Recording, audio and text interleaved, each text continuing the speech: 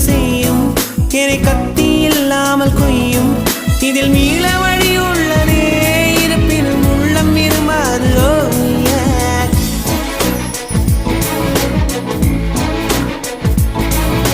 விழிகளின் அருகினில் வானம் வெகு தொலைவினில்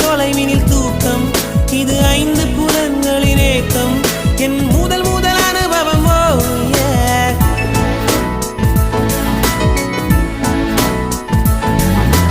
ஒலியின்றி உதடுகள் பேசும் பெரும் புயலென வெளிவரும் சுவாசம் ஒரு சுவடின்றி